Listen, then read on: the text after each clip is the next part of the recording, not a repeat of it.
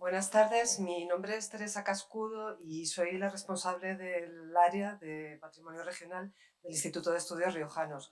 Como saben, es un organismo autónomo que está tutelado por la Consejería de Cultura del Gobierno de La Rioja y su principal misión es estudiar, divulgar todo aquello, ¿no?, que tiene que ver con la cultura riojana o que se desarrolla en La Rioja. La expresión patrimonio regional pues quizás se relaciona de forma más directa con monumentos, con obras artísticas que se cuelgan en museos, ¿verdad? Sin embargo, lo que estuvo claro desde el principio para el Consejo Académico fue la idea de que las artes gráficas también forman parte de este patrimonio regional, y ese es el motivo principal por el que cuando Eustaquio Uzqueda Taquio y Javier Pascual nos propusieron este proyecto, pues aceptamos rápidamente, ¿no? Y además encantados. No hace falta, creo yo, justificar la importancia de esta publicación por la vía de su vínculo con el vino, pero sí que no quería dejar de aludir precisamente, ¿no?, a esta importancia que las artes gráficas también merecen tener, ¿no? Y que debemos reconocer en el ámbito más amplio del patrimonio. Yo querría aprovechar este momento para subrayar algo desde el punto de vista personal, y es que trabajar con Taquio y con Javier ha sido una de las experiencias profesionales más placenteras, más enriquecedoras que he tenido. Así que vaya esto por delante, no les robo más tiempo, por supuesto no robo más tiempo a la mesa, y antes de retirarme, ¿no?, de este podio, este púlpito, y darle paso a Antonio, pues quiero por supuestísimo agradecer, bueno, en primer lugar a Taquio y a Javier, ¿no?, que hayan hecho este magnífico trabajo y además que hayan querido que salga publicado en la colección del Instituto de Estudios Riojanos. Supongo que ellos hablarán después un poco, ¿no?, acerca del proceso y de todas las horas, ¿no?, que están por detrás de este estupendo volumen. Quiero, por supuesto, también agradecer a quienes han aceptado participar, ¿no?, en esta mesa, a José Peñín, a Mónica Yoldi, a Agustín Ruiz Vega, a Antonio Ejido, que ha aceptado moderarla, a quienes están aquí presentes, y además a Caja Rioja, la Fundación Caja Rioja, que es siempre colaboradora fiel, ¿no?, de muchas de las iniciativas del Instituto. Así que, sin más, Antonio, por favor, cuando quieras.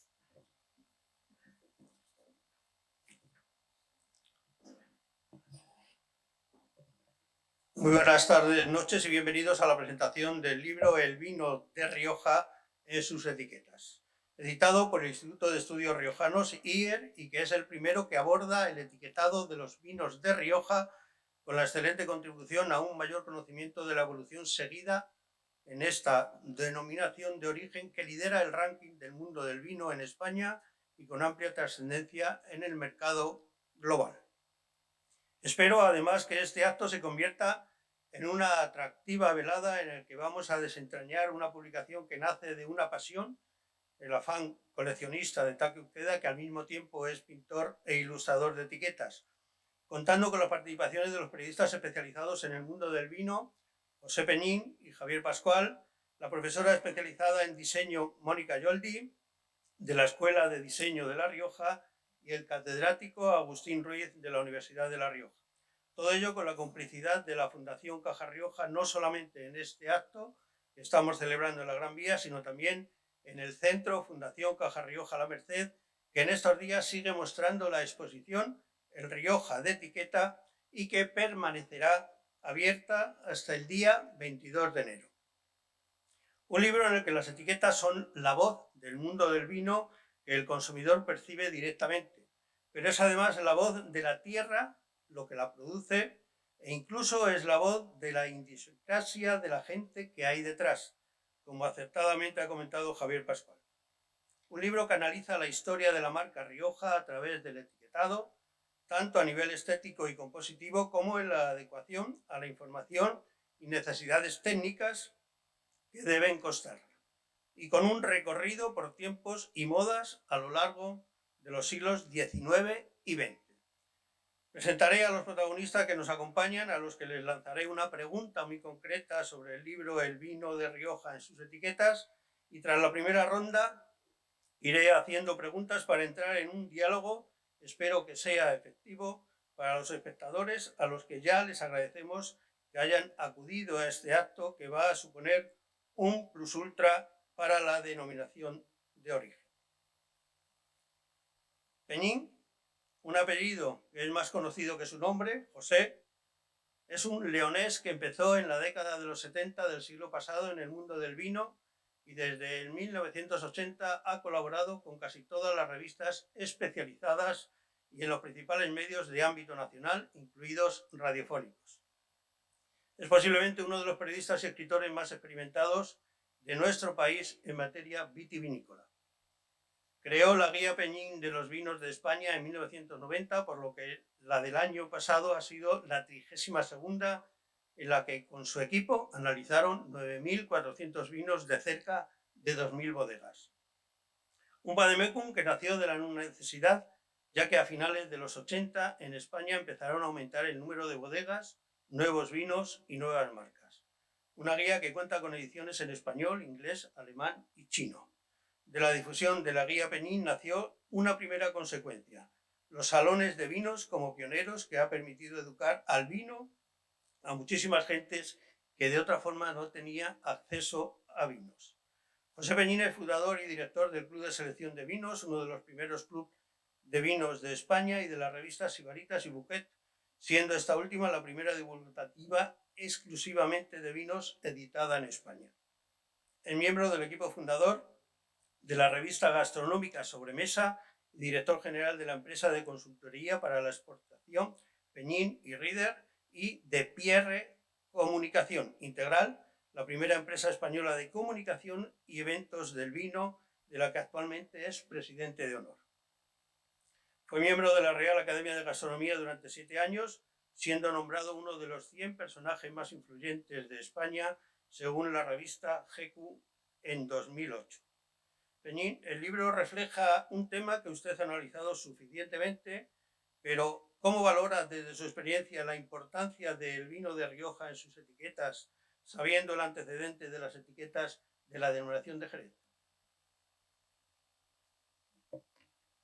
Muchas gracias por el preámbulo. Evidentemente, las etiquetas y Rioja han ido siempre de la mano. A fin de cuentas, nunca ha dejado de ser una zona, un territorio, donde se ha reflejado fundamentalmente el producto a través del embotellado. Y claro, nuestra historia, la historia española del vino, tiene mucho que ver como proveedores más que embotelladores. Hemos sido los que vendíamos y seguimos vendiendo vinos sin marca, los graneles. Además, yo incluso digo que los graneles están mejorando también, o sea que no voy contra los graneles, sino con el hecho de que España, por sus características, sin duda ha tenido, por la seguridad de las cosechas, como proveedores hemos sido fenomenales. Y al final llegó el momento, parte de Jerez y parte de Rioja, de proyectar aquel vino que siempre ha sido conocido en todos los mercados de graneles, insisto, europeos y americanos, y reflejarse en un papel y en una botella. Yo creo que eso es importante. Y sobre todo también porque las etiquetas marcan unas tendencias, unas formas y unas modas también en ese momento. Y la verdad es que yo, que empecé en el año 75 a ver cómo eran las etiquetas, las de pergamino primeras, después las blasonadas, las viñas por un lado, viñas que tenían una cierta relación con lo que hoy hablamos de pagos, ¿no? Las viñas, que el vino procedente de una viña que se convierte en marca, y entonces al final ese vino que ya está embotellado no figuraba, figuraba en esa botella parte del viñedo. En fin, yo creo que esas modas, las blasonadas, los marqueses, de los marqueses, ha sido también muy crucial. Pero también es cierto que no ha habido un concepto, desde el punto de vista de la etiqueta, un concepto de proyección del producto a vender.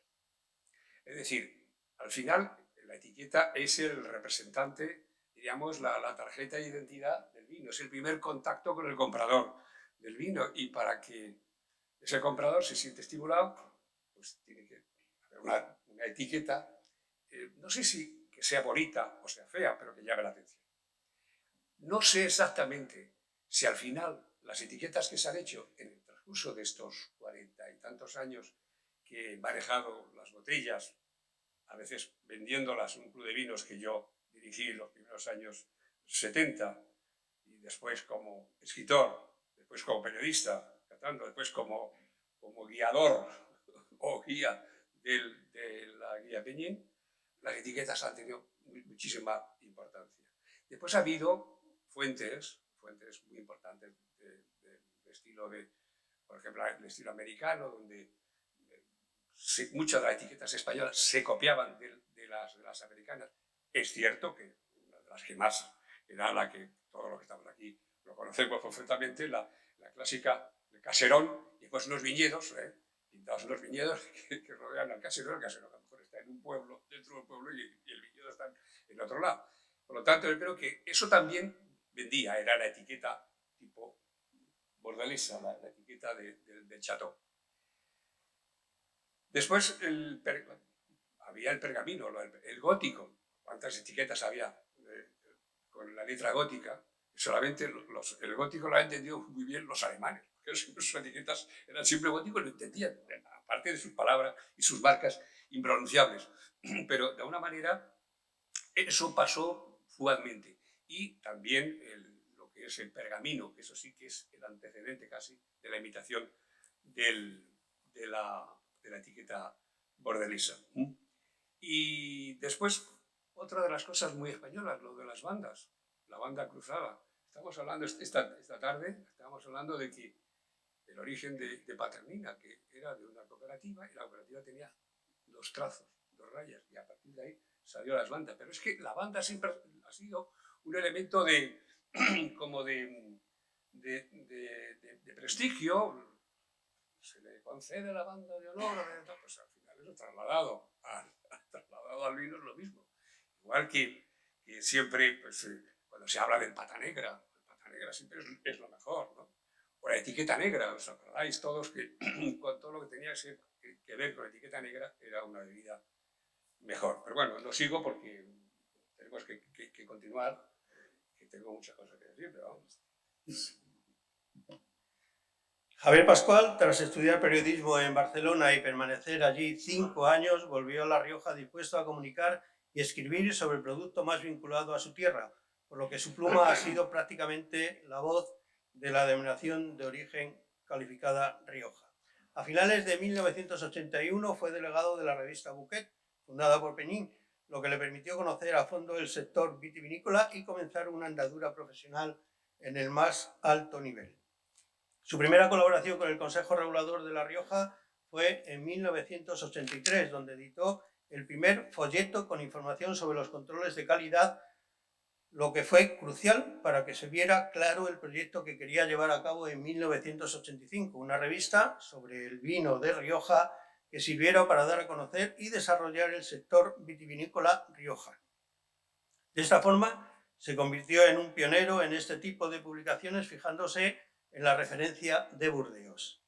Una revista, La Prensa de Rioja, que se ha convertido en un referente para consumidores, prescriptores, jefes de compras, sumilleres, propietarios de tiendas e incluso periodistas especializados. Y junto a ella, con su versión semanal en newsletter, creó su propio servicio de comunicación, J. Pascual Comunicación, así como la empresa de marketing directo Rioja Postal. Es además autor de varios libros, entre los que destacan los relacionados con la vitivinicultura. En su currículum figura también su cargo de director de comunicación del Consejo Regulador de la Denominación de Origen Calificada Rioja desde diciembre de 1992, hasta finales de 2017, formar parte de la Asociación Española de Periodistas y Escritores del Vino, es secretario de la Academia Riojana de Gastronomía y cofrade mayor fundador de la Cofradía del Vino de Rioja. Estimado Javier, ¿cómo comenzó este proyecto y cómo ha terminado? Me has abrumado con tanta biografía. A ver. Ahora,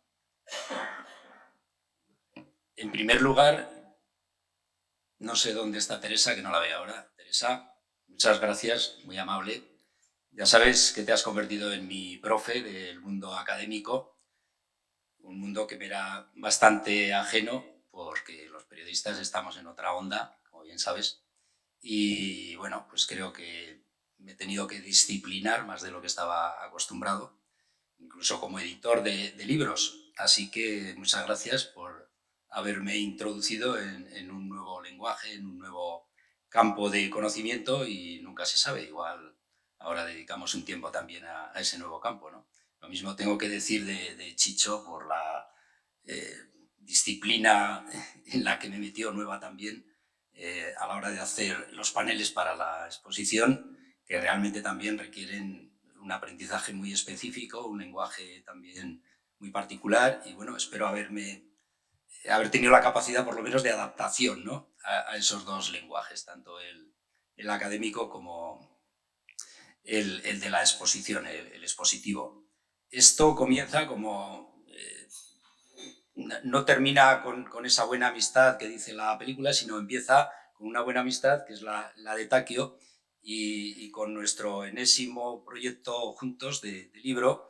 Él tiene la feliz idea de plantear al IER la posibilidad de hacer algo con esa colección de etiquetas que tiene de vino de Rioja y el IER pues yo creo que tiene el gran acierto que hay que felicitarle por considerar que esta colección de etiquetas son un auténtico patrimonio para esta denominación, para la historia de la denominación.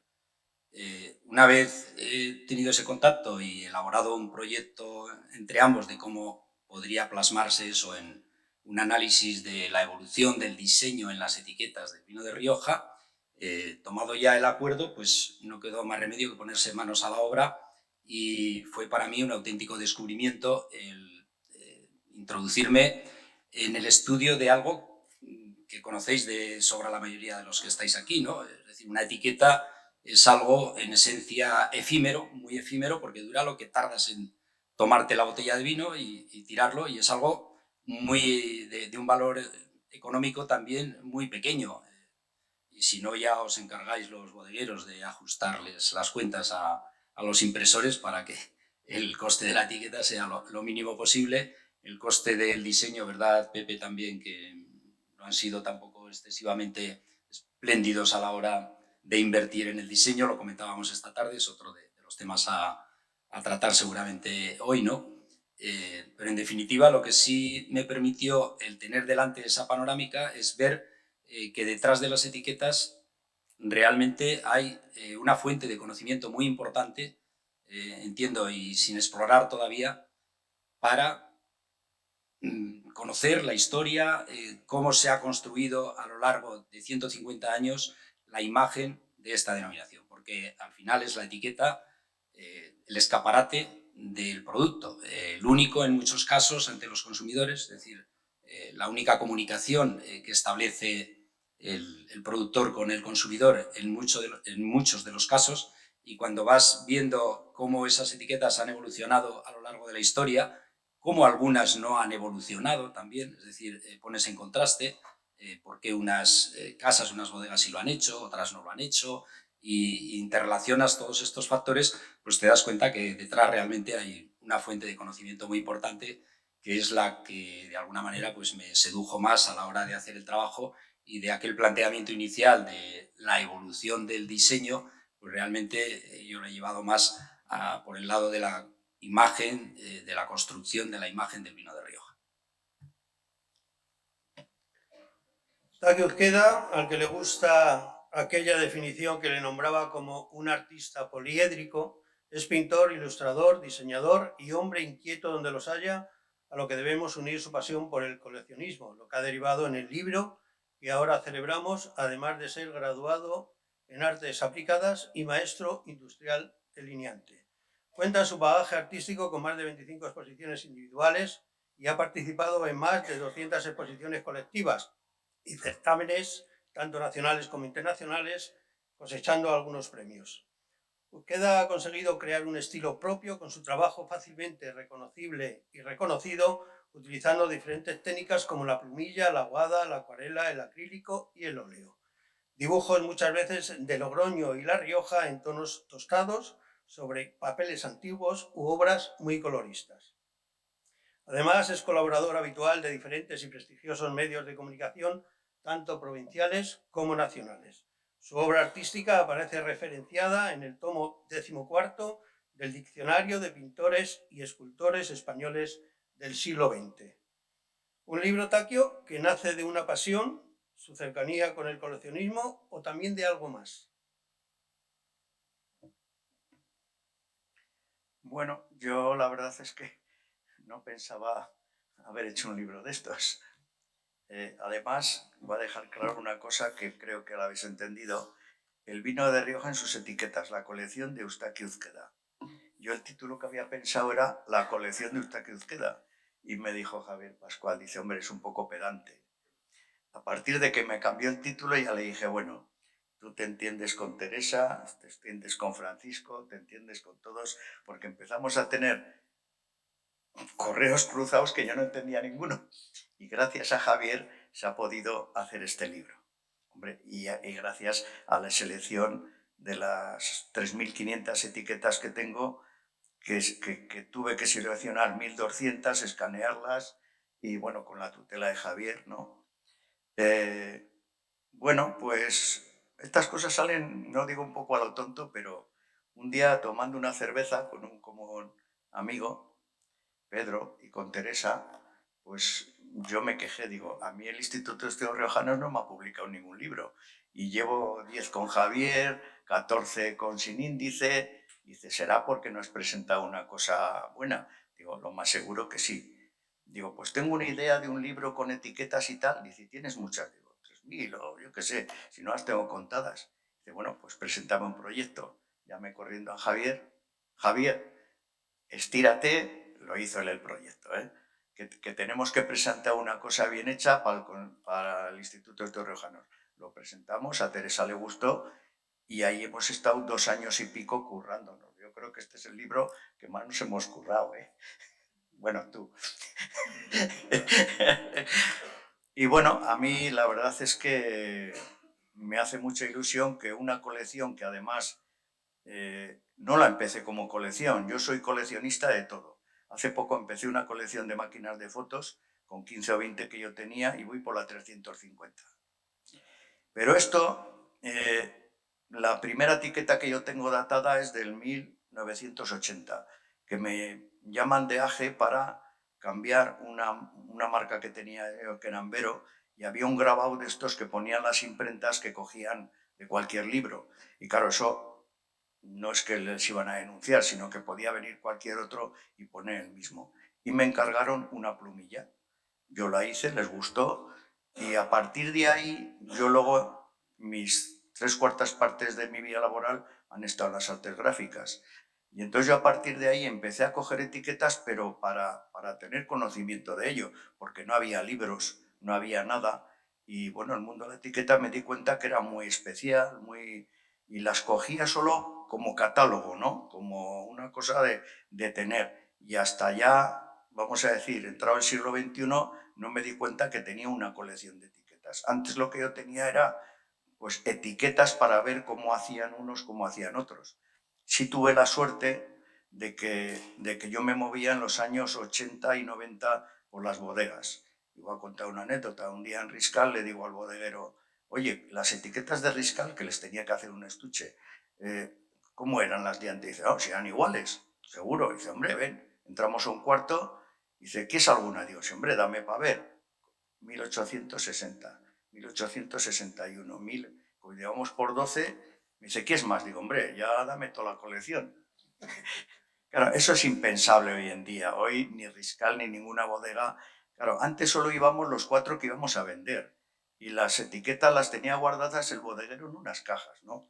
Igual puedo hablar de Lope de Heredia, que se lo digo a María José y me dice, ¿pero qué quieres? Digo, etiquetas antiguas, te tengo que hacer el estuche 3 botellas, a ver qué ponemos. Y me baja un sobre con la primera, la segunda, la tercera etiquetas de Lope de Heredia. Y encima me dice, oye, ¿y el calendario este perpetuo lo quieres? Un calendario en 1910, que está en la exposición que hemos hecho, que eso sería, hoy en día eso es impensable. Yo he tenido la suerte de ser muy mayor ahora y moverme en tiempos en que las bodegas no había el enoturismo, no había, y lo que digo yo, íbamos 6 a dar guerra ya, ¿no? Entonces, bueno, y yo creo que todo esto y toda mi vida en el mundo de las bodegas y total, culminar en este libro y en la exposición, que pues un día hablando con Carlos Fuentes, dice, ¿qué proyecto tienes? Digo, joder, si voy a hacer un libro con él, y él, no me lo puedo creer.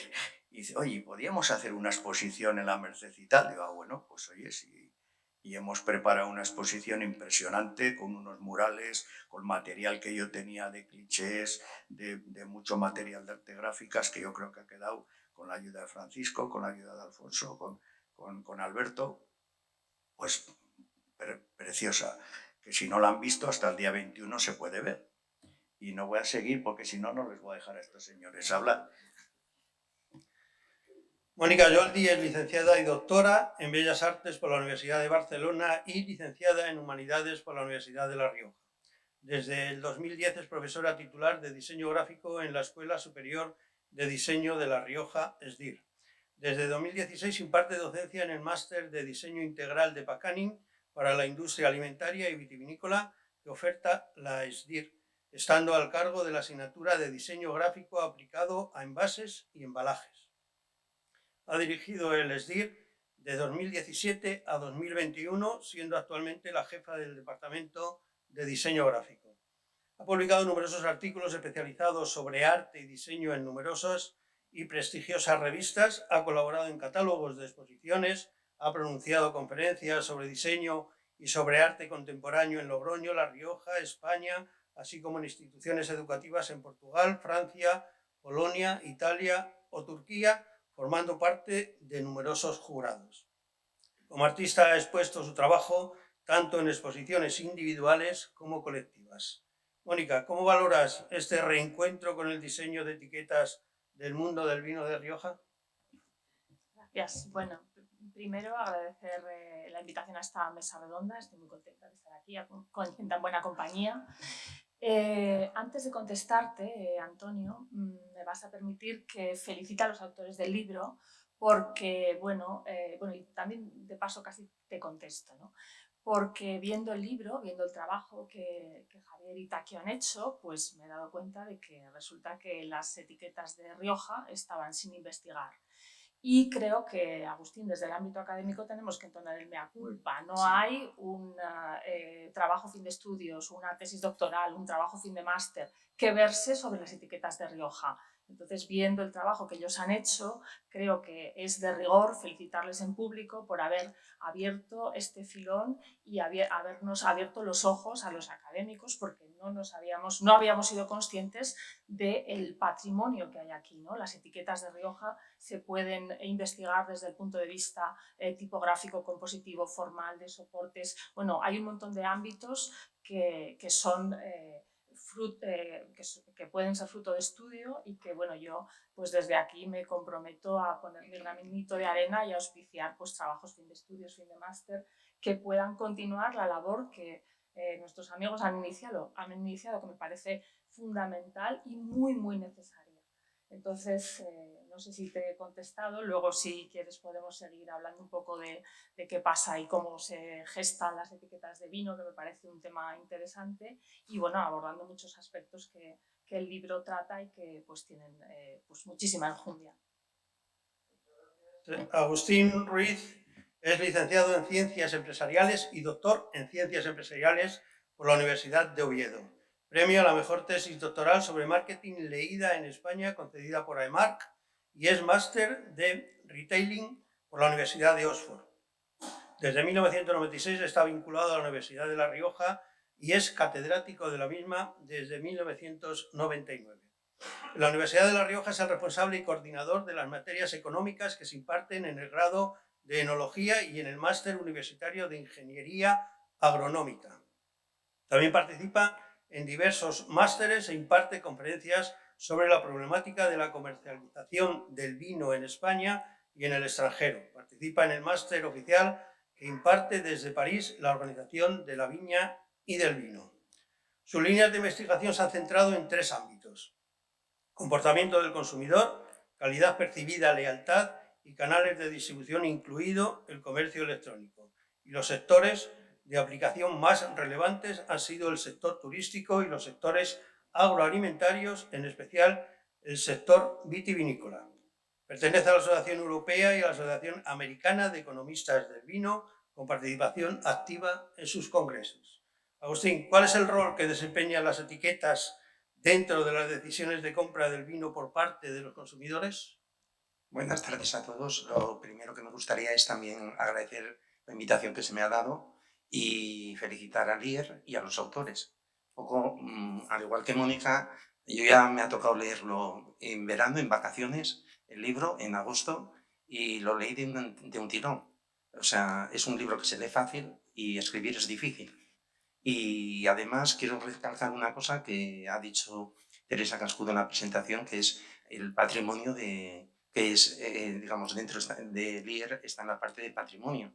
Y lo que me ha hecho ver el libro y la exposición es precisamente el patrimonio que tenemos y que no hemos hemos hecho caso, pero omiso, ¿no? De hecho, yo, una de las cosas que he hecho para preparar esta pequeña introducción es mirar trabajos sobre etiquetas en el sector del vino y me he encontrado 12 artículos a nivel mundial.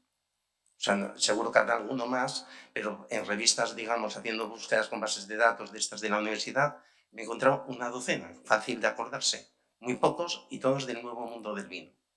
Entonces, un poco, ¿qué es lo que nos dicen esos trabajos? Un poco, ¿no?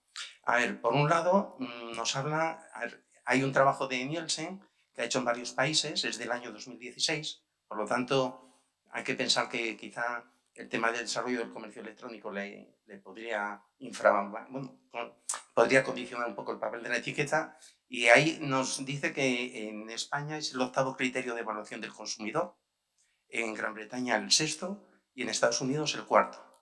El primero es la marca.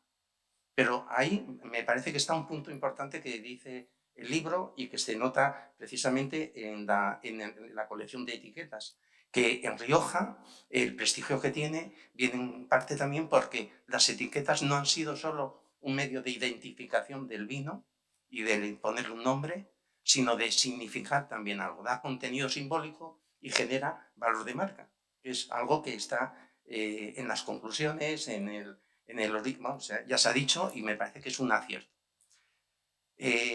Otra cosa que yo quisiera destacar es que en las etiquetas, por un lado, muchas veces pensando en tiendas físicas, vemos que se centra mucho en llamar la atención, ¿no? Con nombres o con imágenes, jugando tanto con la grafía como con los títulos, a veces mucho para llamar la atención. Sin embargo, si pensamos un poco más estratégicamente y más a largo plazo, vemos que las etiquetas que muestran, por ejemplo, aunque se ha visto aquí cuando estábamos hace un rato, están proyectando varias, traducen algo más. Y lo traduce también el libro, porque no era simplemente tomar una cerveza, luego ha habido trabajo. Ese trabajo, nada se consigue sin esfuerzo y sin pasión, ¿no? Y yo creo que precisamente las etiquetas con éxito lo que están demostrando es que, además de atraer la atención, dan mensajes, por un lado, de calidad y de transmitir valores de la empresa al consumidor. Muchas veces el consumidor no conoce la empresa, no conoce los vinos, sin apabullar con números. No olvidemos que tenemos 20 y tantas mil marcas de vino distintas dentro de las denominaciones de origen españolas y no somos el país que más tiene. Entonces es imposible conocer muchas veces la calidad antes de comprar un vino. O sea, si nos ponemos desde el punto de vista del consumidor, esto que decimos los economistas de que es un bien de experiencia, que es una especie de cita no a ciegas, pero intuitiva, porque muchas veces la mayor parte de los vinos que hay en un lineal o en una tienda de gourmet no los hemos probado y buscamos señales de calidad. Lo complicado no es saber cuánto cuesta el vino, es saber qué nos ofrece a cambio de ese precio, ¿no? Y la etiqueta ahí juega un papel importante, no solo para atraer la atención, sino para transmitir el saber hacer, los valores de la empresa, que es, yo creo, algo sobre lo que hay que trabajar y fomentar. Y ahí viene también el tema del diseño. Y espero haber contestado a la cuestión. Bien, pues ahora lanzo preguntas y van ustedes respondiendo conforme a sus conocimientos, que son, ya los hemos descubierto, varios. Nos situamos en el primer tercio del siglo XIX. La mayoría de las etiquetas del Rioja recogen la herencia de champán o los vinos de Burdeos y además influidos por dicha técnica. ¿Cómo abordamos estas primeras etiquetas?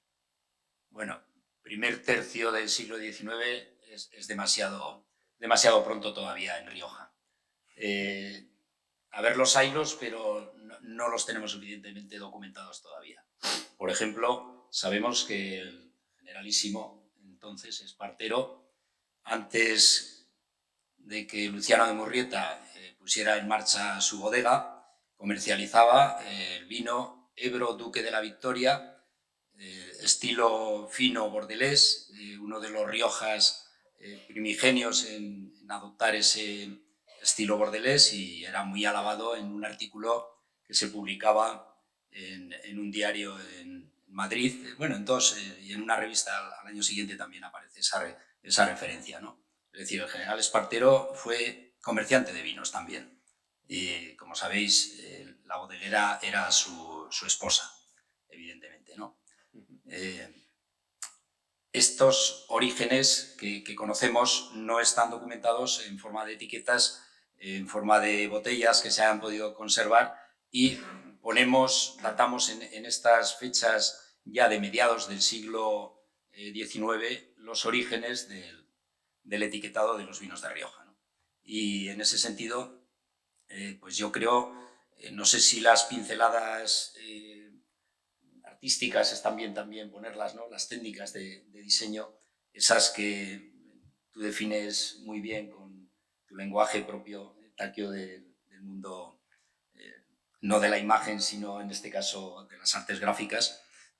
Ahora te cedo la palabra, y yo solamente decir en ese sentido que hay etiquetas de estas más antiguas de algunas casas, como son Marqués de Riscal y Marqués de Murrieta, que prácticamente se han mantenido en su esencia a lo largo de toda la existencia de estas casas. Las que vienen un poquito después, ya con las inversiones que se realizan en Rioja en los años 70 y 80 del siglo XIX, seguimos hablando, también permanecen, como las de López Heredia, con una identidad visual bastante clara.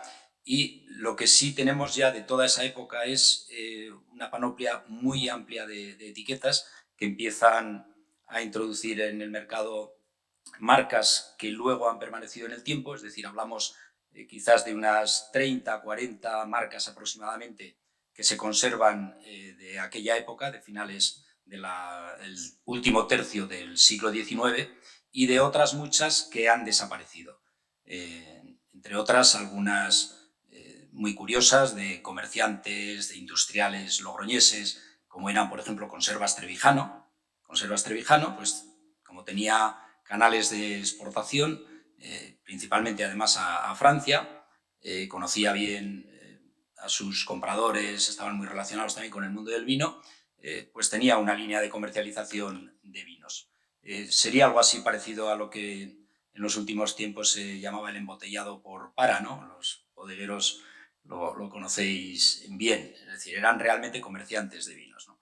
Esas etiquetas del siglo XIX se caracterizan fundamentalmente por ser de una clara imitación de lo que entonces era la referencia fundamental en el mundo del vino en todos los mercados, que eran los vinos franceses. Llevaban evidentemente una delantera en el ámbito comercial, y entonces el etiquetado, de hecho incluso las primeras etiquetas de las que hay referencia se empezaron a imprimir en Francia, efectivamente, con lo cual cuando ya en España empieza a haber un cierto volumen, vemos cómo en Jerez y en Rioja se instalan también en Cataluña, las primeras imprentas especializadas en hacer etiquetas. Estamos hablando ya de las 2 últimas décadas del siglo XIX.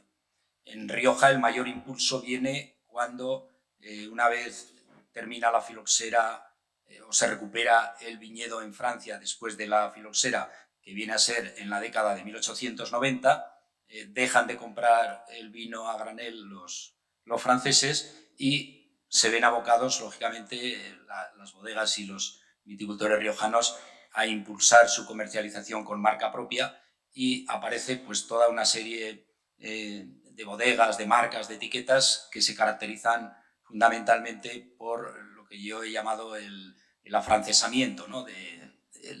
Un lenguaje, una semántica afrancesada. Y yo creo que ahí la cultura gastronómica, todos sabemos que ha sido una cultura francesa, evidentemente. Los menús de los restaurantes, de los principales restaurantes españoles estaban en francés.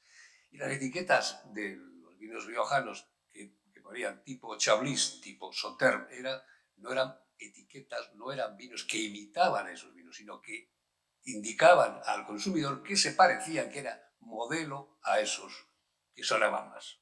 En definitiva, no era tanto una imitación, sino unas formas de trabajo idénticas. No hay que olvidar que Rioja fue el primer territorio del mundo que implantó las fórmulas de vinos finos de Burdeos. Y por tanto, lógicamente, todo lo que se trasladó, no solamente ya por el hecho de que Riscal y Murrieta hayan sido quizá los que iniciaron desde un concepto más o menos chateau la elaboración de vinos finos, sino también los propios almacenistas que estaban, que eso lo sabemos todos, los almacenistas franceses, pues crearon unas prácticas de vino fino en contraposición con el vino grueso, que normalmente se hacía pues, con la casca, en fin, sin los trasiegos, sin esas... O corriente, como has podido leer, que te ha llamado la atención en algunas etiquetas. Sí, bueno... Lo ponían así, además. Claro. Vino corriente. El vino corriente, por ejemplo. Fíjate lo que significa corriente ahora, ¿no? Bueno, vino de pasto. Ahora resulta que en Jerez están intentando aprobar la fórmula de vender el vino blanco normal, no ajerezado, como vino de pasto. Por favor, pero estamos un poquito ya talluditos, sabemos lo que es el vino de pasto y el vino corriente, ¿no? No, yo creo que, en definitiva, la etiqueta, la zona o los 2 territorios más importantes donde tenía que venderse el producto ya perfectamente manufacturado, evidentemente Jerez y Rioja, todas las posibilidades, toda diríamos, la idea comercial, que muchas veces no era la real, pero la idea comercial para poder vender mejor el vino, pues lógicamente la etiqueta tenía un fundamento. Lo que pasa es que después ya en los últimos años está ocurriendo, bueno, en los últimos años no, hace unos 20 años hubo un boom de las etiquetas del cuñado, que llamo yo, ¿no? O sea, que elabora el amigo, pero ¿cómo voy a gastarme yo en una etiqueta? Una etiqueta se hace en un día, en 2 días, sí, pero el impacto de esa etiqueta en tu comercio va a ser lo suficientemente importante, porque si tiene un éxito esa etiqueta, pues lógicamente todo lo que te haya cobrado yo por hacer una etiqueta y que me lo he pensado es poco para lo que significa esa etiqueta. Entonces al final siempre lo hacía el artista. El artista lo único que se preocupaba era de hacer una etiqueta bonita, pero el artista pensaba en el lineal, pensaba cómo se va a vender ese vino en el lineal o en la estantería o en el escaparate. Había habido siempre un divorcio entre el marketing, por eso muchas veces los diseñadores británicos eran mucho más pragmáticos y los americanos igual, y había trasfondo en la importancia de la estética en relación con el impacto que pueda tener en el mercado. Y en cambio aquí no, aquí siempre se tenía al amigo que era amigo de un amigo de un pintor, que es un artista, que pone la marca hecho a redondilla, que no se entiende, en fin, etc. Y yo siempre digo que las etiquetas, hay etiquetas antiguas y etiquetas modernas. Nosotros hablamos de etiquetas rancias en la etiqueta de, por ejemplo, de de Heredia, de López de Heredia. Ahora ya no es una etiqueta rancia, es una etiqueta de Heredia. Entonces, ahora ya los conceptos de diseño del pasado y diseño del presente, ahora mismo en el presente se están incluso haciendo etiquetas clásicas de vinos del presente, porque parece ser que el ir a lo vintage o lo que sea acaba siendo importante a la hora de la estética en el escaparate. Sí, yo creo que salvo ese los es un pergaminos, ¿verdad, Takio? Los Es un pergaminos tema- sí que están un poco de modés, ¿no? Bueno, es que hay que situarnos, muchas veces hablamos de... Claro, de las cosas, hay que situarnos en el 1860, por ejemplo, la primera etiqueta que tengo yo de Riscal o de Murrieta o López de Heredia, son los sistemas de impresión. En esa época se imprimía en litografía de piedra, que muy poco después ya viene la cromolitografía. Pero claro, cuando vemos esos inventos es como el arte. Es que el arte, el románico, empieza no sé dónde y cuando llega a España, o al revés, o el Renacimiento, 50 años después de Italia. Entonces, con los procedimientos es igual. Es que no era lo mismo una imprenta francesa o alemana, que estaban muy por encima de lo que se empieza a crear, primero en Jerez, en Cataluña, algo en Bilbao, y para cuando ya empezamos aquí en La Rioja a tener imprentas que pueden ya hacer etiquetas con cierto nivel, bueno, ya estamos a finales del siglo XIX, primeros del XX, ¿no? Sí, fíjate, Takio, que la cromolitografía se inventa en el 1835. Sí, pero no estaba... No llega aquí, no como llega. tú dices. Yo no he encontrado piedras litográficas de etiquetas de vino, pero sí hay en la exposición una de conserva hasta Aguada, que es relativamente, no digo moderna, pero... Y Sí, todavía se hacía en piedra, eran piedras de Barcelona, la sí, cogí pero yo, es ¿no? cierto que ese decalaje existe, ¿no? Que existe. Y luego hay que pensar otra cosa, que todo se hacía a mano. O sea, la etiqueta se dibujaba la letra, se dibujaba todo, porque no había otra forma. Hasta los años 70, que empieza letra C, había que dibujar todo. El offset, doy los datos Sí. académicos. El offset aparece en el 1800, lo inventa en el 1808 Ida Rubin. Aquí llega mucho más tarde, es verdad. Entonces, bueno, es cierto que en Inglaterra, por ejemplo, pues ya se hacían etiquetas enseguida, ¿no? En ese momento, y además a 4 colores, en cuatricromía.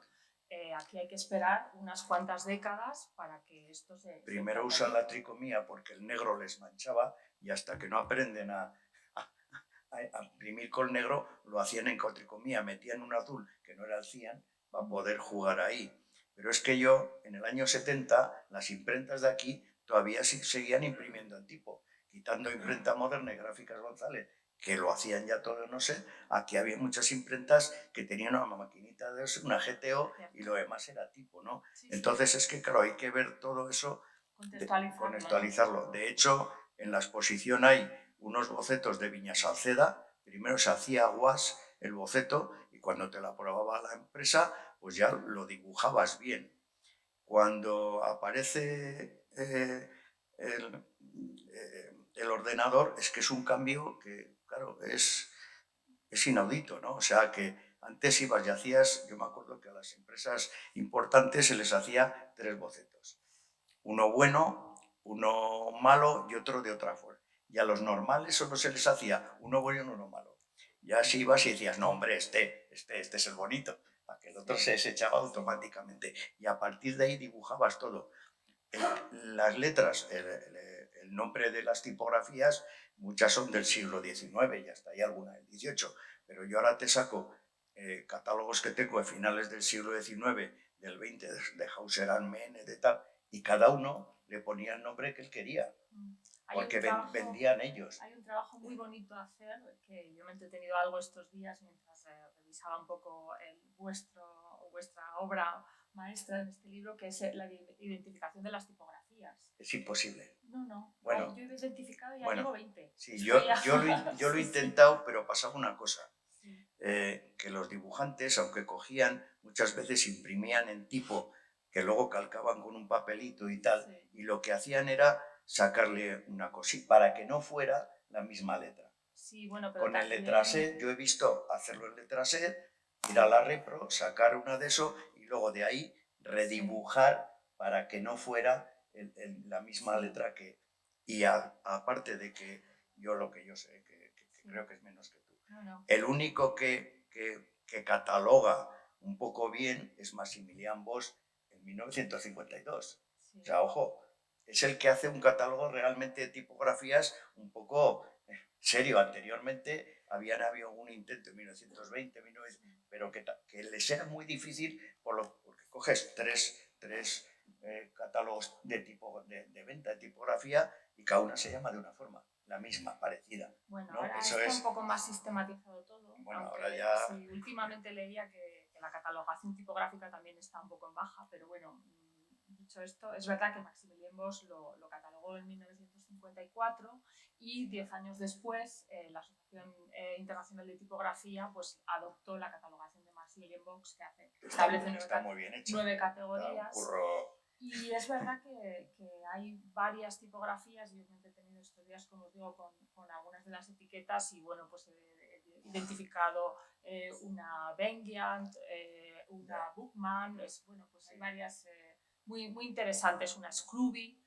Bueno, no, claro, las etiquetas lo que tienen es, cuando hablamos de composición en diseño, hablamos de arquitectura gráfica. Entonces, me da igual que sea una etiqueta, pero bueno, que una página de un libro o un cartel, ¿no? Las etiquetas, en este caso, lo que tienen son diferentes fuentes, ¿no? Pues una fuente, una tipografía quizá para el nombre del vino y luego otro tipo de tipografías, para la redundancia, ¿no? Perdón, que no se me oye, para pues decir la variedad, la procedencia, etc. Entonces a eso se le llama arquitectura gráfica, que es un término que viene del Renacimiento, porque ya gente como Durero lo que pretendían a la hora de hacer un diseño, que no se puede hablar de diseño gráfico hasta 1922, pero cuando, vamos a decirlo así, cuando se hace un diseño de un libro, de una etiqueta, de una portada, de una página, pues lo que se hace es organizar esos elementos, en este caso las tipografías, y bueno, los otros elementos gráficos que puede haber como filetes o como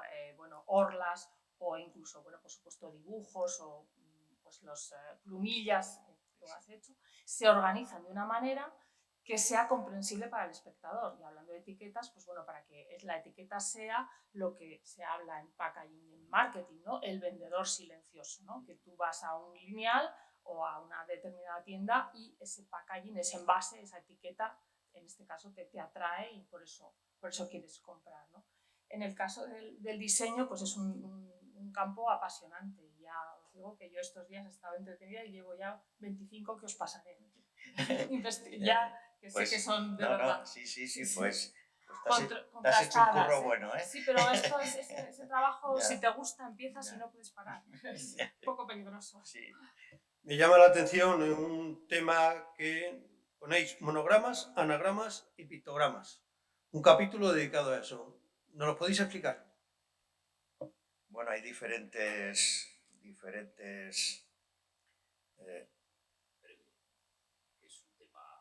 bueno, es que es un tema muy complicado. O sea, habría porque además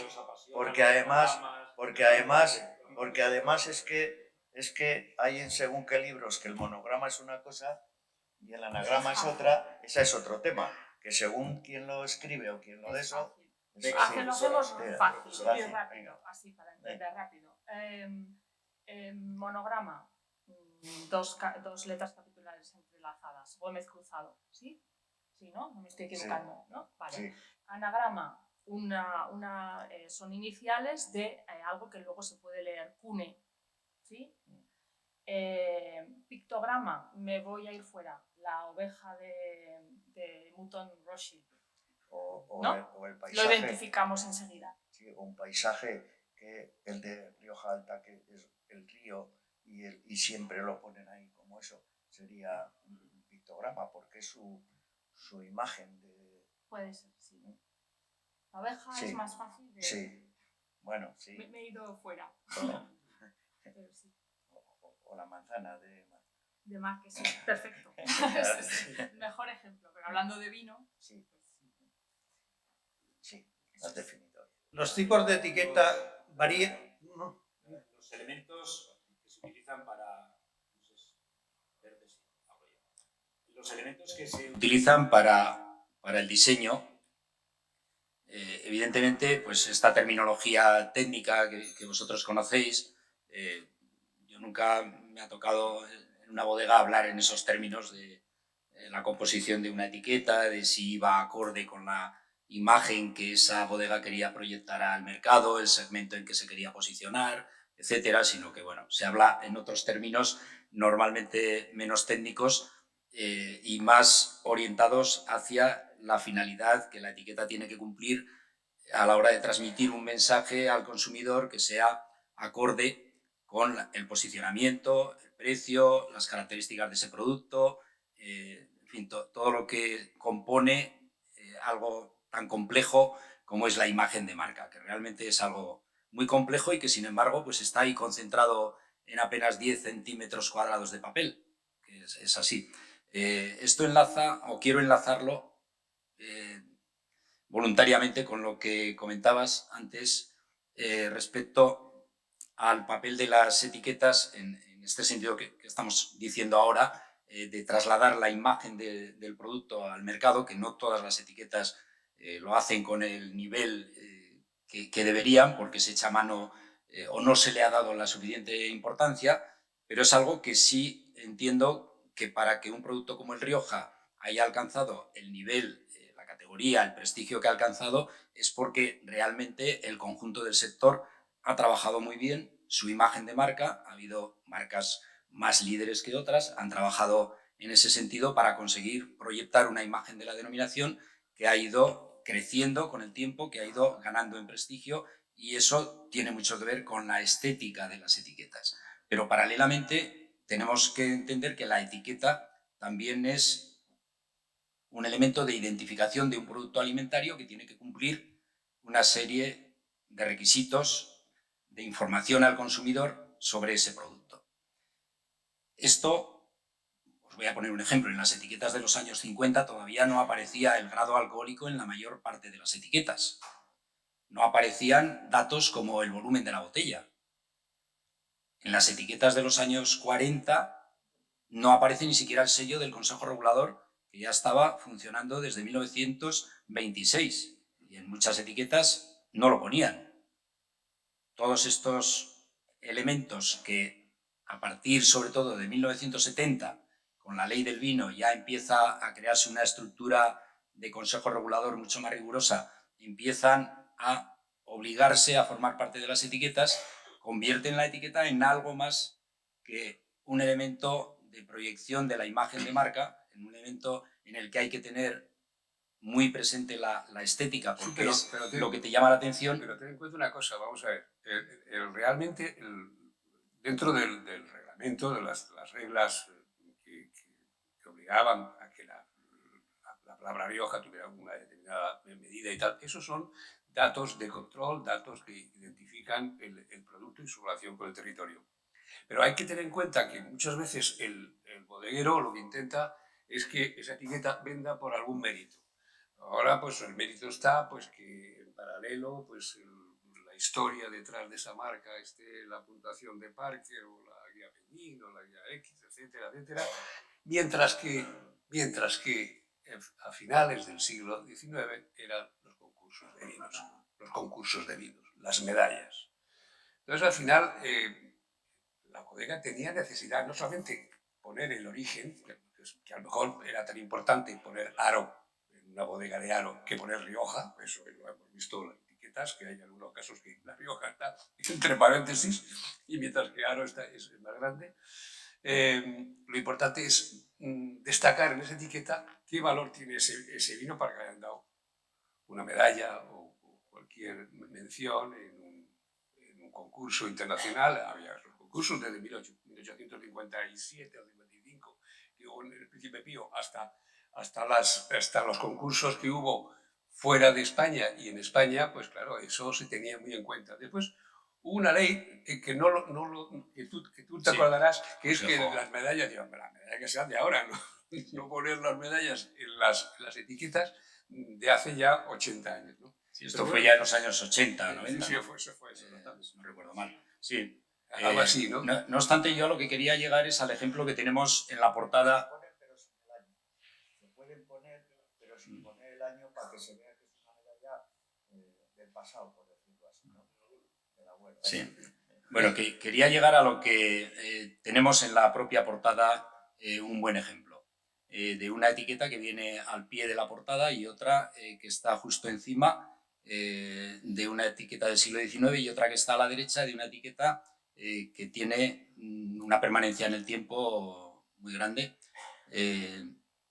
La etiqueta que vemos al pie podría ser, si no se viera los colorines, el diseño moderno que tiene, podría ser del siglo XIX, porque a lo único, digamos, que se rinde es a llamar la atención, a ser un elemento gráfico muy llamativo, que es no a Viña Perdiz, que viene debajo. Pero esto es más americano, esto es no, más... Claro, claro. ¿Por qué?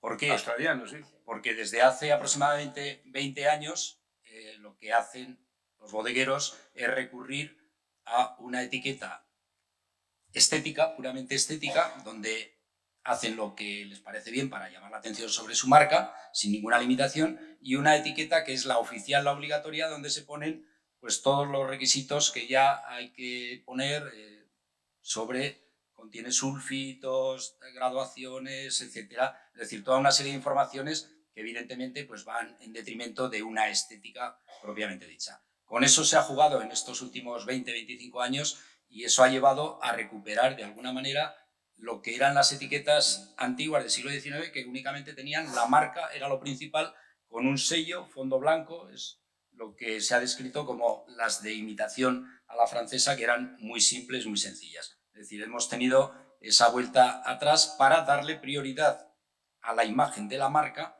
en la etiqueta.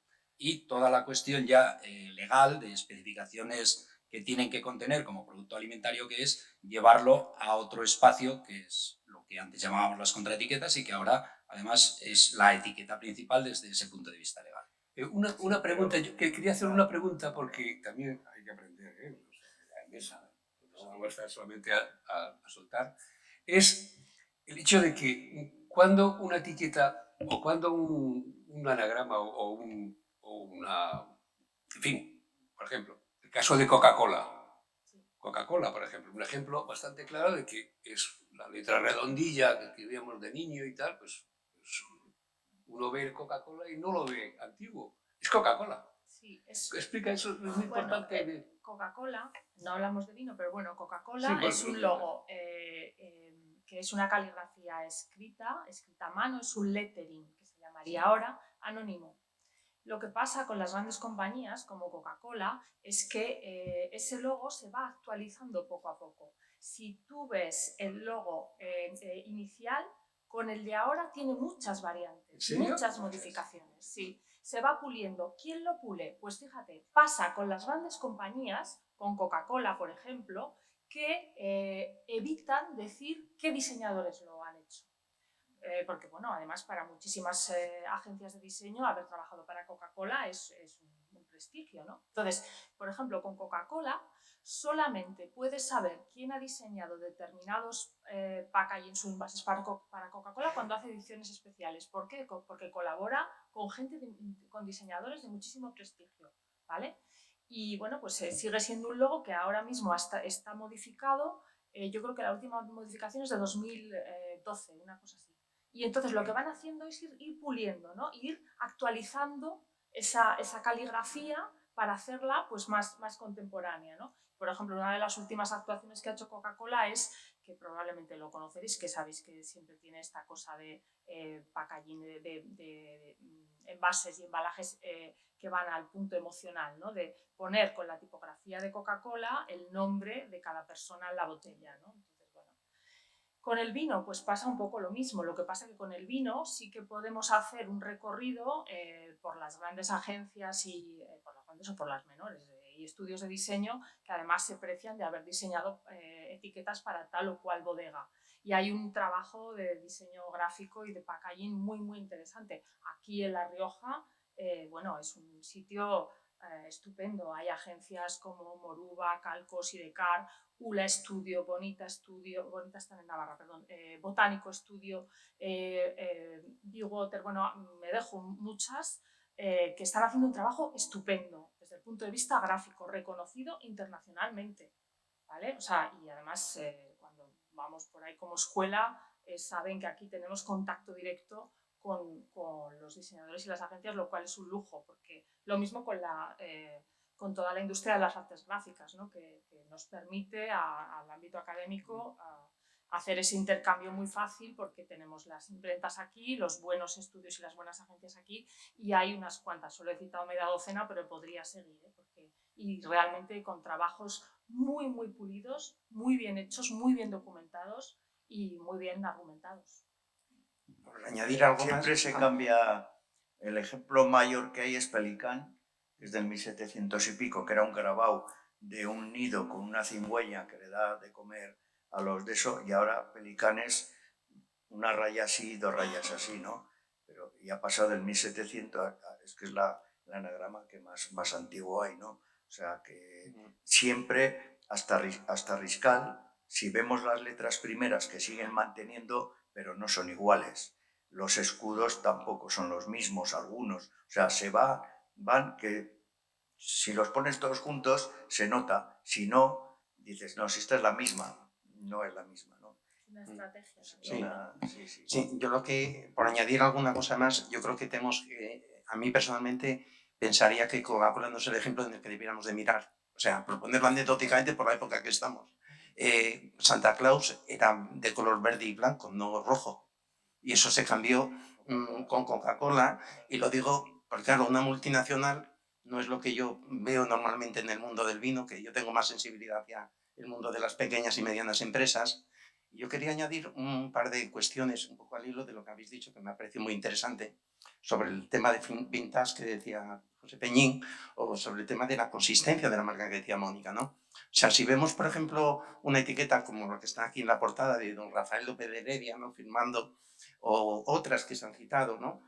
Vemos que hay una cosa importante en los vinos de máxima calidad. Las bodegas que han tratado de estar pensando en posicionarse en calidad han tratado de tener claro una identidad propia y trasladarla a las etiquetas, y esa identidad mantenerla en el tiempo y mantenerla, como ha dicho muy bien Mónica, con esa evolución, pero no revolución.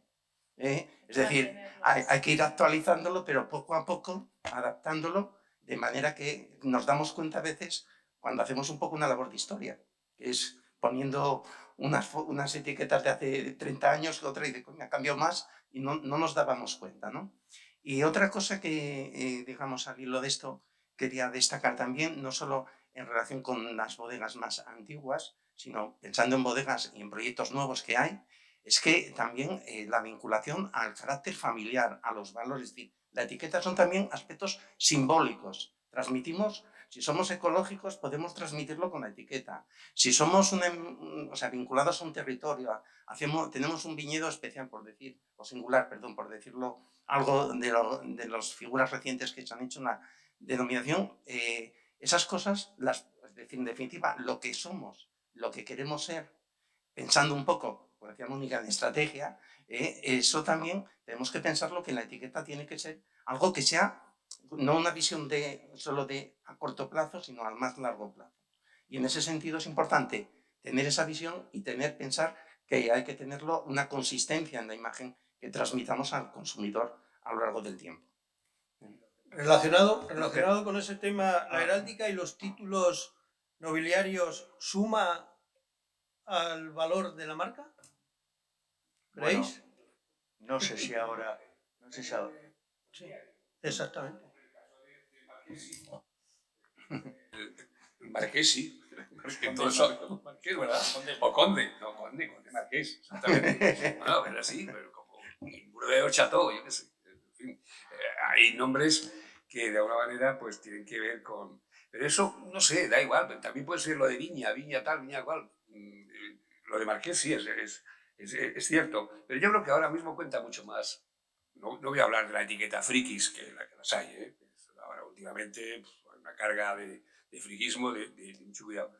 Pero bueno, y muchas veces piensa uno, una etiqueta friki va a vender, ¿a quién le va a vender el vino? ¿A un chico de 20 años? Y si todavía no ha empezado a beber vino, o sea que cuidado, hay que buscar el segmento de más fondo de consumidores. Pero en cualquier caso, lo cierto es que hay nombres, digamos, mágicos que también influyen pues, mucho más, ¿no? Para que a veces se habla de un conde que no existe o se hace una mezcla ahí con nombres, pero en fin, este ya es otro tema. Bueno, de cualquier forma, yo también me he hecho esa pregunta muchas veces de por qué en el mundo del vino había una cierta prevalencia de marcas vinculadas a títulos nobiliarios, ¿no? Y bueno, la única explicación que se me ha ocurrido es que esto es una herencia que viene ya casi de la Edad Media, es decir, que los propietarios, los grandes propietarios, pues eran los nobles. En el siglo XIX, XVIII hay una cierta decadencia de esta nobleza propietaria de tierras, como bien sabéis y ponía de manifiesto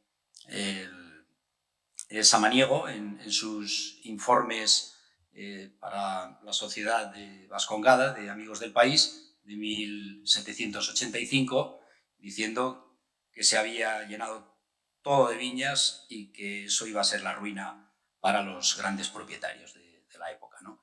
Entonces, no sé si se podrá hilvanar con eso ese sentimiento de que unir el vino, el prestigio, a los títulos nobiliarios es algo que funciona.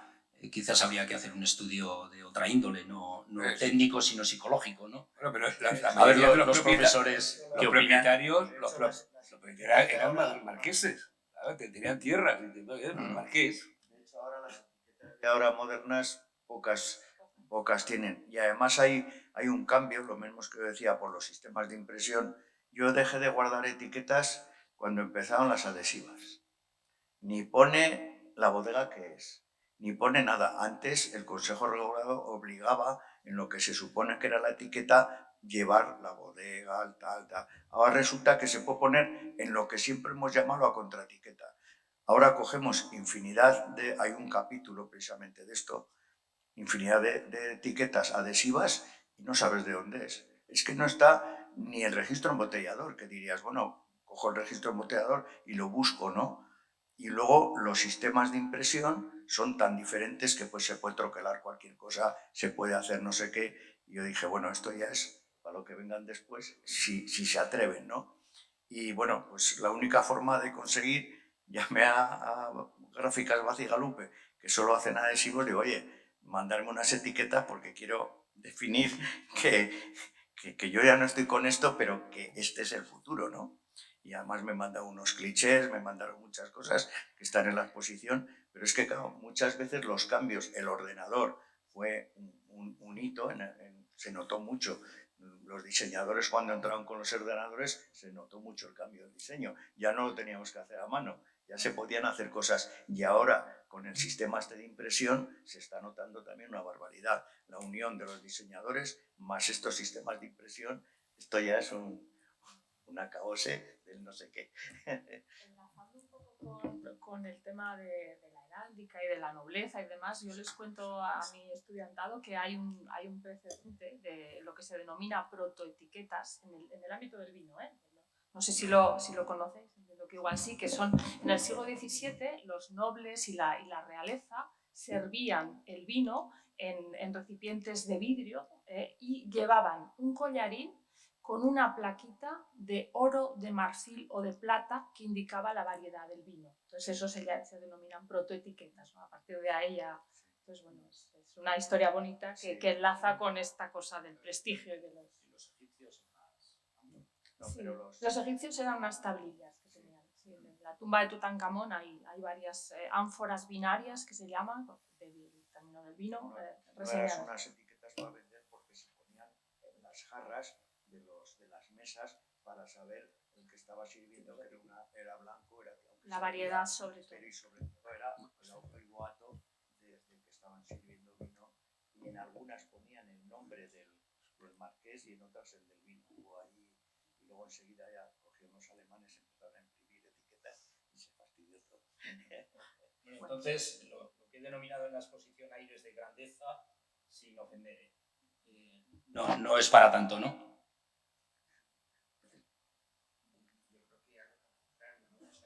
Yo me parece que en las etiquetas lo que han transmitido ha sido de alguna manera digamos, una evolución en la cual se transmite la calidad que o sea, cuando estáis hablando también, por ejemplo, de ¿cómo se llama?, las medallas que se decía hace un momento. Otra cosa que yo quisiera poner un poco en la mesa, no olvidemos el tema del comercio electrónico. En el comercio electrónico, ¿qué es lo que ve un consumidor en su pantalla de ordenador o de un móvil, etcétera? Ve una foto del packaging. Es decir, está la etiqueta y la botella a veces solamente la etiqueta, aparte de una información sobre el producto. Es decir, que incluso con las nuevas tecnologías, de alguna manera, algo que estáis diciendo que estamos volviendo atrás en términos de que ciertas herramientas que se hicieron en su momento, quizá a lo mejor más intuitivamente, porque yo creo la sensación de que algunas etiquetas estamos mirando ahora mejor con palabras de marketing, cosas que a lo mejor en el siglo XIX no sería el motivo, pero acertaron, que es lo importante. Y al final también otra cosa que es que eso es un acervo que tienen las bodegas. Unas la tienen por su historia y otras la están generando con la historia en su día a día, aunque sea más reciente. Y yo creo que eso también es importante, no quizá aires de grandeza, como has dicho, en términos de calidad y de también orgullo por el producto bien hecho. Y yo creo que también es algo que también hay que poner encima de la mesa, ¿no? Sí. Yo la verdad que me he preguntado más de una vez si esa legión que había de creadores de etiquetas en las grandes imprentas como Gráficas González, que producían seguramente el 80, el 90 o el 99% de los diseños de las etiquetas,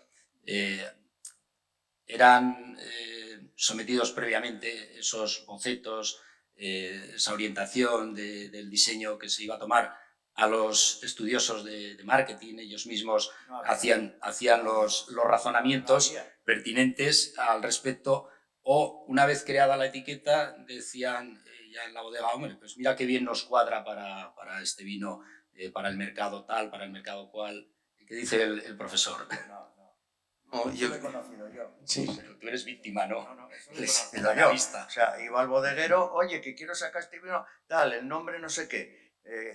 Y se la daban al dibujante el que no tenía trabajo, o el que hacía la no sé qué. Y que hay que hacer una etiqueta de tal, y qué tal. Y se ponía haciendo bocetos a guas, lo que he dicho yo, lo enseñaban, a este me gusta más. Y ya está. Ni había marketing, ni había no sé qué, ni había nada. Y a veces había corta y pega, ¿eh? Había Y también había corta y pega, el que le tocaba lo hacía. Y además nadie firmaba.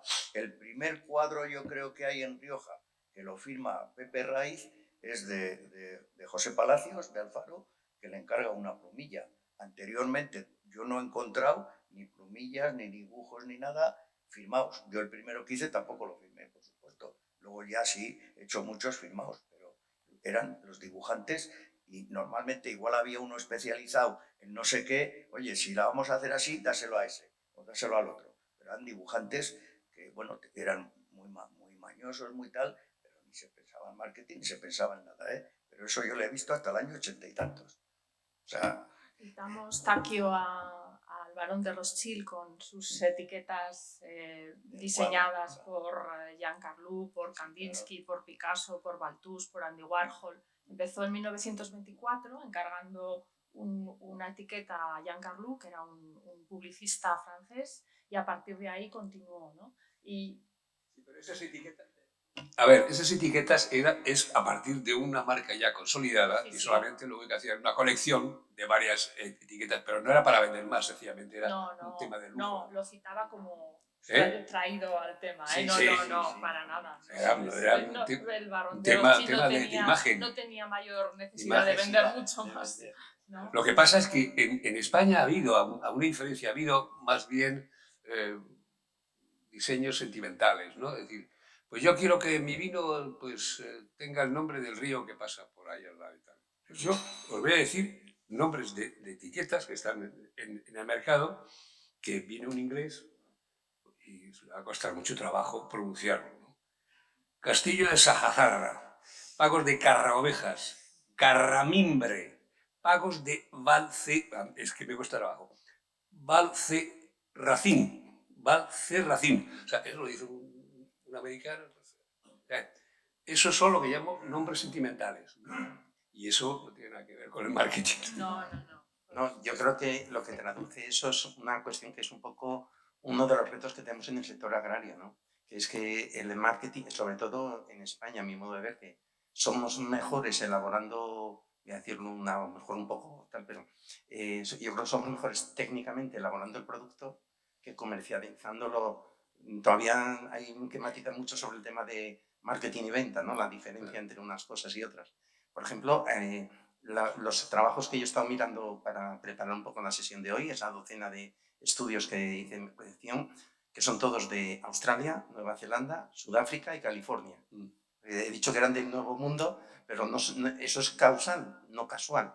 Es decir, lo que están viendo es qué papel tiene la etiqueta en la decisión de compra del consumidor. Y eso es una información que añaden al diseñador de cara a darle un poco una luz de cómo, por dónde tienen que ir los tiros, ¿no? Y de ver también que lo que estás haciendo, qué resultado económico produce al final a las empresas. Entonces, ¿por qué lo digo esto? Porque lo que sale normalmente es que una buena etiqueta no genera venta directamente. Lo que genera es personalidad de marca. O sea, es una reacción en cadena, a ver si lo digo. Pero, es decir, genera sí. genera, digamos, personalidad de marca. Eso, por un lado, es algo positivo para evaluar la calidad del vino. Por otro lado, te da una garantía, te quita miedo a que te equivoques entre todo ese conjunto de vinos que tienes ahí delante para elegir. Y al final todo eso es bueno de cara a que tomes una decisión, potencia el que escojas un determinado vino. Pero no hay que esperar milagros tampoco. Pero también la etiqueta, es curioso que solamente puede ocurrir en el mundo anglosajón y concretamente en el mundo americano. Es etiqueta de concepto. Por ejemplo, pues el vino para la carne y se ve el morro de una vaca, para el cerdo, pues un cerdo, tal, para que la gente asocie el animalito a la aplicación, el vino para un plato de cerdo y una vaca, pues a fin de cuentas puede ser el mismo tipo de vino, pero da igual, ya de esta manera crea un interés en razón del animalito para vincularlo al vino. No, y por añadir una información, algo que has comentado hace un ratito, se me estaba despistando. Si miramos la lista, o sea, mi grupo de investigación lo ha hecho, que es un trabajo de equipo, no quiero yo arrogármelo, ¿cómo se llama? Cogiendo todos los nombres de todas las marcas de vinos elaborados en denominación de origen en España.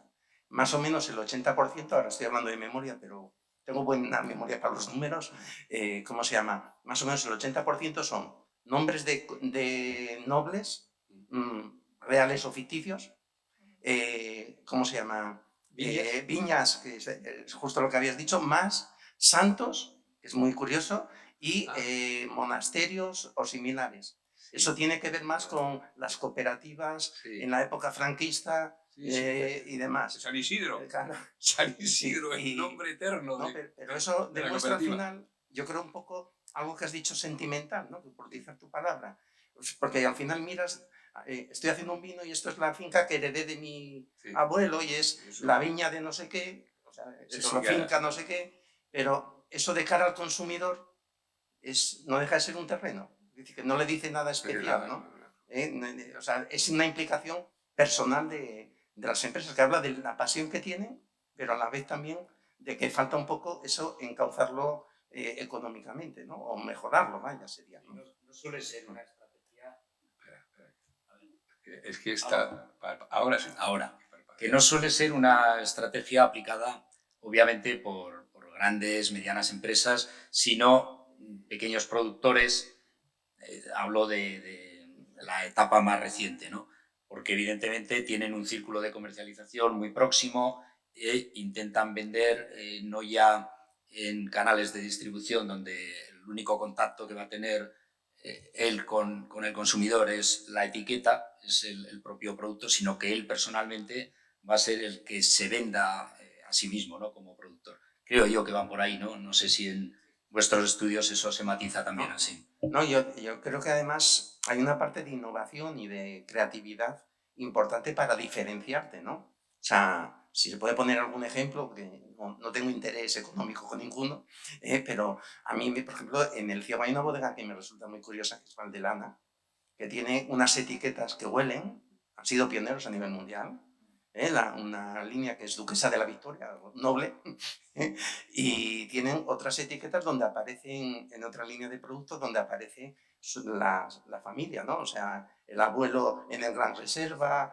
etcétera, ¿no? O sea, intentando transmitir la idea de estamos aquí, damos la cara, es una empresa familiar, un compromiso con una forma de elaborar, cosa que me parece. Y hay otros que lo hacen, por ejemplo, en Toro tenemos Matsu que lo hace con personajes ficticios en vez de con personajes reales, ¿no? Como con los campesinos más jóvenes o más viejos, ¿no? O sea que es un poquito esa idea de transmitir valores también, ¿no? Como ven, yo quiero resaltar... el vino da mucho que hablar y seguiremos hablando seguramente, vas a cerrar ya. pero quería, sí, voy a adiós. cerrar, con tu permiso. Me dejarás agradecer a todos los que han colaborado en el libro, ¿no? Vamos a hacer también una ronda de Agustín a Peñín para, inversamente a la primera que habíamos realizado, y conclusiones en principio, conclusiones que tenéis de este libro, de todo lo que habéis hablado, de todo lo que queda por decir. Yo diría dos cosas simplemente. Una primera, la oportunidad que, o sea, lo que está mostrando un poco también es que es un tema que es necesario trabajar más. Por lo tanto, creo que es una oportunidad el libro que ha salido en un momento y que aporta algo interesante. Y que luego, otra cosa importante es que nos tiene que hacer pensar en qué tenemos que transmitir, digamos, en nuestra bodega a través de las etiquetas y de otros mecanismos para comunicarnos de manera silenciosa con el consumidor. Esas serían las dos ideas que yo transmitiría. Mónica, por favor. Bueno, pues yo me sumo a las primeras palabras de Agustín porque creo que es un libro necesario que nos ha hecho reflexionar y ver que tenemos estudios de etiquetas en otros ámbitos y no aquí. De hecho, hay una tesis en Extremadura, de etiquetas de Extremadura. Tiene que haber una tesis que analice las etiquetas en La Rioja desde todos los puntos de vista que en el libro se apuntan, ¿no? Tipográfico, formal, desde la heráldica, bueno, creo que hay un abanico amplísimo, así que muchas gracias por hacérnoslo ver, que no habíamos sido conscientes. Takio, tu última palabra. Enciende el micrófono. Pues este libro, aparte de hacerse con mi colección, tengo que agradecer a Esteban García del Valle, recientemente fallecido, hijo de también un García del Valle que fue pues entre él y otro que había aquí, los que mandaron en Paternina en los años 50, y este hombre desde niño guardó toda la historia de Paternina, etiquetas, cartas, yo tengo cosas firmadas por gente y tal, y un día me llamó y me dice, Takio, ¿qué sabes de eso? 12 álbumes con toda la historia de Paternina. Y me lo regaló porque pensó que yo lo iba a guardar o iba a servir para algo, y mucho de ello está en este libro. A José Luis Hilleras Masí, un gran coleccionista de Madrid, tiene unas 125.000 etiquetas del mundo, y cuando se enteró que iba a hacer esto me dijo, Takio, ¿qué te falta? Digo, mira, la de los cocineros de LAN, que las tuve y las perdí, me regalaron, que yo hice el estuche, el diseño del estuche, y claro, el estuche lo tiré porque lo había hecho yo, y el mándum que me regalaron con la botella de Lorenzo me lo bebí y también lo tiré. Porque... Y me mandó eso, me mandó lo que yo pedí. De Conde de Albay tengo las blancas y las azules, ahora te las mando, tal, ¿no? Luis Maestre, un amigo que en cuanto se entera me trae, oye, esta me parece raro, esta no sé qué. Y José Antonio Oteo, que también en cuanto se enteró que el doctor que tenía de eso, me trajo lo que él tenía de aro. Y luego, pues como he dicho, la prensa de Rioja, que un día fui a Javier y le destrocé todo el archivo que tenía también ordenado para ver lo que me faltaba, y las gráficas Hermanos Macías Galupe, porque en cuanto les dije que necesitaba etiquetas adhesivas y tal, pues se pusieron tal, y dije, no me mandéis más, que ya os he metido 4 o 5 páginas, que no, porque sí quería terminar el libro para decir, venga, ahí lo tenéis. Y bueno, pues ya está. Y bueno, y a Teresa, que si ella no nos da la bendición, esto no se hace. Teresa, seguiremos dándote caña, ¿eh? No, yo estoy pensando en otra cosa. No Javier, por favor. No te asustes. Bien, el actual presidente del Consejo Regulador de Jerez coordinó hace una década el único libro que yo he encontrado hasta la fecha similar al que hemos hecho ahora sobre las etiquetas de Jerez, que es César Saldaña. Escribe en la introducción que el coleccionismo es casi una religión, su actividad una lucha contra el olvido, y siempre estaremos en deuda con los coleccionistas. Y esto va por el amigo Takio, ¿no? En el sentido ya más general de lo que he pretendido con este estudio iconográfico de las etiquetas de Rioja, sobre todo tengo que decir que he encontrado una especie de hoja de ruta que no es que esté escrita en ningún sitio, no hay un manual que la describa, ni parece que haya sido preconcebida, pero sí estoy convencido de que ha sido ideada por gentes que han tenido este sector siempre con gran visión de futuro. Esa hoja de ruta y ese tiempo transcurrido en el siglo y medio que tenemos de etiquetas son los que han fraguado la identidad del vino de Rioja, y, en mi opinión, sobre una base muy sólida, sobre todo partiendo del principio de la calidad, y sobre tres pilares que he encontrado como hilo conductor, que en mi opinión han sido fundamentales en esa construcción de una imagen de marca que está asociada, como decía, sobre todo a la calidad y al prestigio.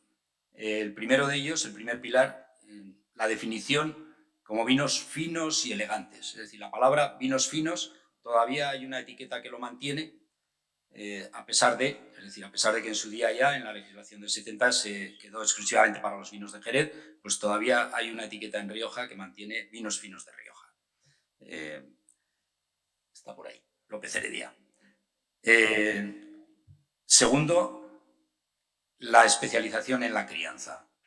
Viene de antiguo, por supuesto, pero es fundamentalmente en el último tercio, es decir, ahora mismo acaban de cumplirse 42 años de la entrada en vigor de la categorización de los vinos de Rioja según su envejecimiento.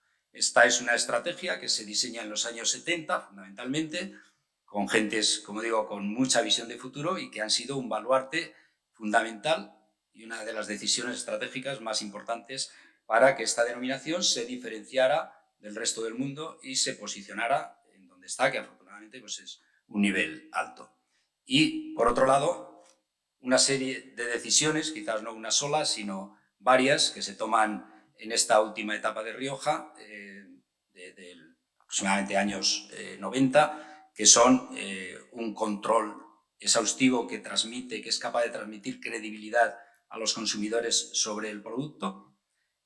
También decisiones como el embotellado en origen han tenido un peso específico muy importante en estos últimos 30 años para el desarrollo de Rioja, y yo creo que con todas estas decisiones se ha transmitido también una sensación que, como comentaba con Peñín hace un rato, cuando empezamos allá por el año 80 con esta revista, este especial de Rioja de muchas páginas, que yo creo que es verdaderamente memorable, año 82, pues estamos muy lejos de lo que era el Rioja en aquella época, y sería conveniente quizás en algún momento hacer una reflexión específica sobre ello.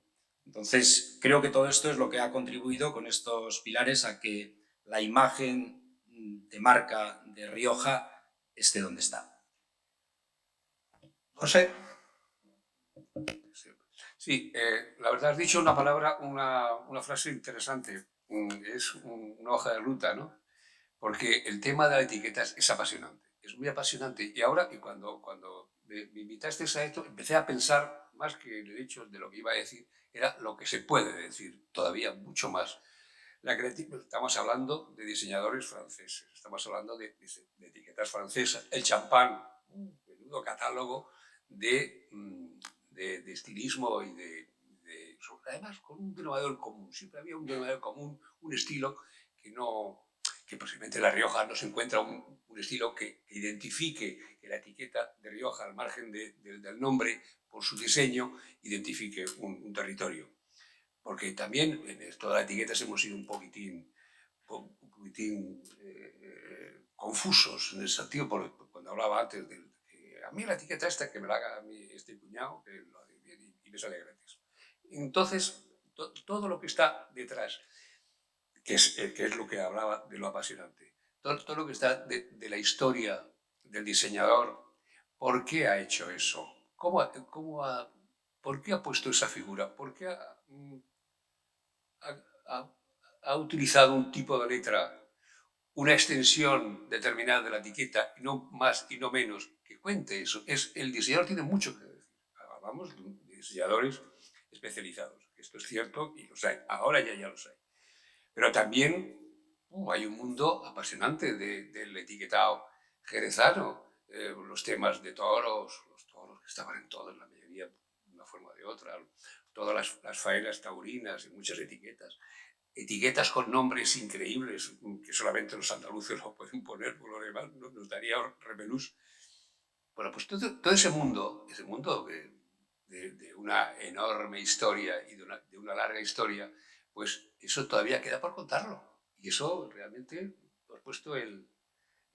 habéis puesto el primer sendero para contar las razones personales y artísticas para diseñar una etiqueta. Y eso creo que estará en la próxima. Pues muchas gracias a José, Javier, Takio, Mónica y Agustín, y de manera especial muchas gracias a todos ustedes por haber acudido a esta presentación y espero haber disfrutado de este acto. Si ahora lo desean, los autores y o ponentes pueden firmarles el libro que se está vendiendo en este mismo acto y que tiene un precio de 15 euros. Muchas gracias y feliz resto de jornada.